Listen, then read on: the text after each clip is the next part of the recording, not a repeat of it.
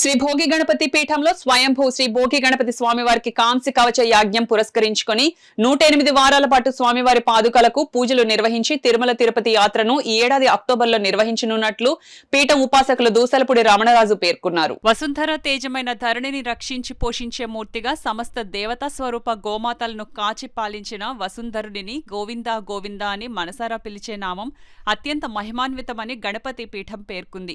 శనివారం ఉదయం కాకినాడ సూర్యారావుపేట దూసలపూడివారి వీధిలోని భోగి గణపతి పీఠంలో శ్రీవారి పాదాల వద్ద 73వ జపయజ్ఞ పారాయణం జరిగింది.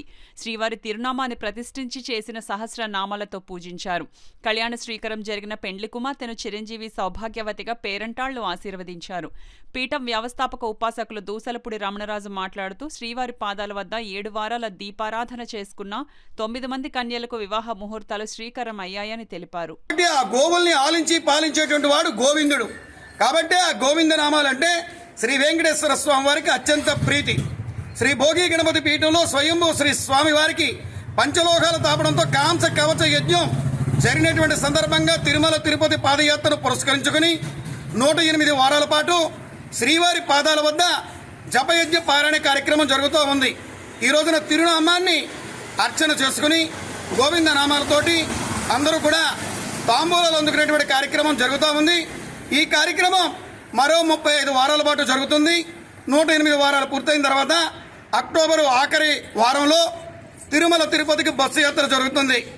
ఈ బస్సు యాత్రకు వచ్చేటువంటి వారు ఎవరు అంటే ఈ శ్రీవారి పాదాల దగ్గర ఎవరైతే బియ్యపు పిండి, బెల్లము, ఆవు నెయ్యితోటి, అరటిపండు గుజ్జుతోటి ఒత్తులు వెలిగించి ప్రతి శనివారం కూడా 7 దీపాలతోటి 7 వారాల పాటు క్రమం తప్పకుండా వెలిగించుకున్నటువంటి వారు ఎవరైతే ఉంటారో, అట్లాగే తిరుపతి కొండ మీద తలనీలాలు సమర్పించుకునేటువంటి వారు ఎవరైతే ఉంటారో, అదేవిధంగా బయలుదేరే ముందు 21 రోజు దీక్ష చేసేటువంటి వారు ఎవరైతే ఉంటారో, ఈ 3 షరతులకు లోబడి ఉన్నటువంటి వారు ఎవరైతే ఉన్నారో వారితోటి తిరుమల తిరుపతి బస్సు యాత్ర జరుగుతుంది.